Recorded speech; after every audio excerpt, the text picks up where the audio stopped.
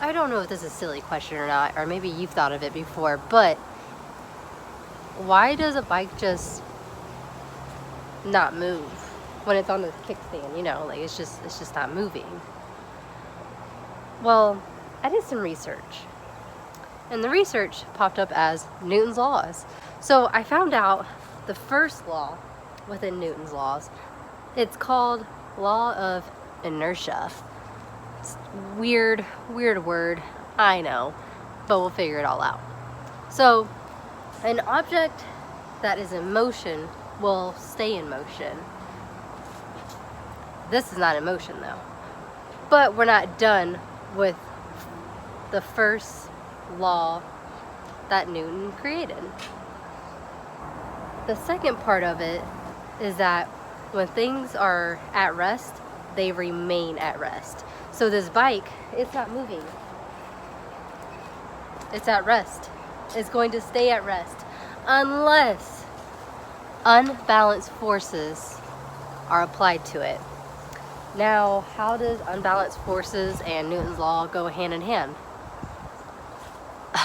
Of course, I'm going to show you because I'm Mrs. G. I have to show you how things work. That's the only way it makes sense. So, give me a second real quick. Remember that silly word I just told you about? Inertia?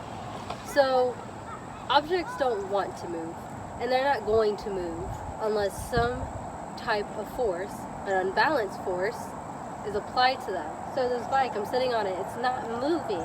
So, let me get my kickstand, I'm gonna back it up. I'm already applying unbalanced force by pushing this bike back. So, let's take it for a spin.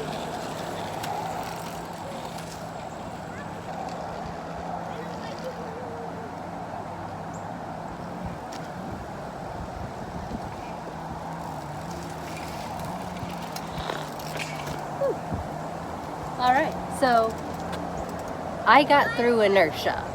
I applied an unbalanced force onto this bike, causing it to move forward, just like they are on their scooters. They're applying force every time they kick the ground. They're moving. That scooter's not going to move on its own. So Newton's second law is a force is a product of mass and acceleration. So, of course, there's equations for everything, and this equation for the second law is F equals m times a. That is force equals mass times acceleration.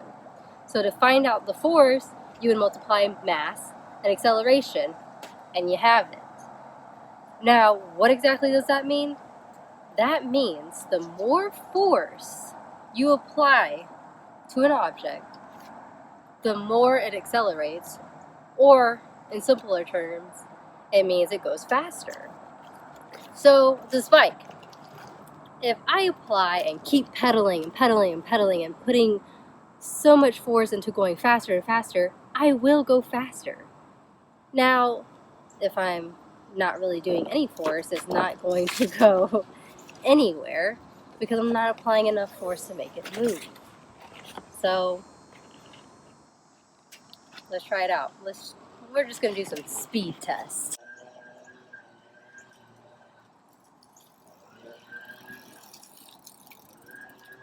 The more force I applied, the faster I went, right? Now, the second part of that is the mass part. Remember, mass is how much something is made up of, okay? Now, I'm mass, parts of this bike is mass, and I was going, pretty easily, applying enough force to move it. Now, the more mass you add, the harder it's going to be to move it. So you're going to have to apply more force, of course. So let's check it out. Come here, Mitchell. Come on. What? Get on the pegs. I'm scared. I can't. Yeah, you can. You're fine. You're holding me? Yep, get on. I Okay. can't do it. You're fine. Stay right here. I'm doing it.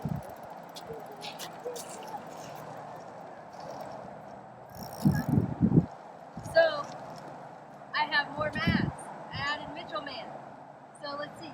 Can I add enough force to get this moving?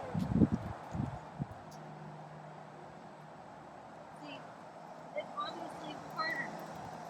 To the point I can't hold enough balance. Let's try that again. Back it up. Let's see if I can do it.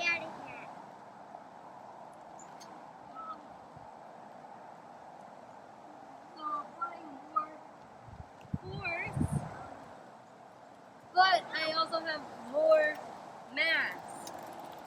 Now I had more mass. I had to apply more force, but it was difficult for me to do that, so obviously I didn't go as fast.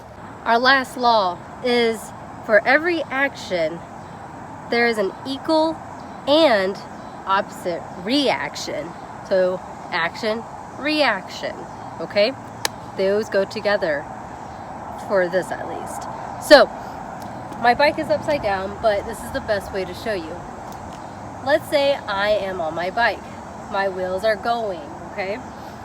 But my bike is not in the air when I'm riding it on the ground. So pretend my hand is the ground, okay? My bike is going. Now the ground is my reaction, whereas my tire spinning is the action. So, same amount of force going onto the ground is getting pushed back from the ground. All right, so spinning, my ground pushes back and it goes with it. So if I was like made out of Play-Doh or something, I would just keep going into it. But the ground doesn't do that, obviously. The ground stays on the ground. It's not moving, it's not being crazy. It's staying, wheels are moving on it. Staying straight up and moving. What's the takeaway from today? What is inertia? Inertia is that all objects resist motion unless unbalanced force is applied to it. Remember, unbalanced forces will cause objects to move, just like our bike did. I applied the unbalanced force, causing it to move. You'll hear that over and over and over again, so make sure you know what balance and unbalanced forces are. Our next thing you really want to know is what force is made up of.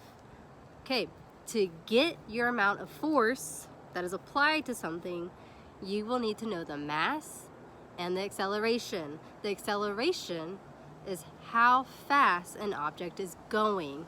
Think of a car. You will hear in movies, or maybe you'll hear someone talking about, oh, the car accelerated.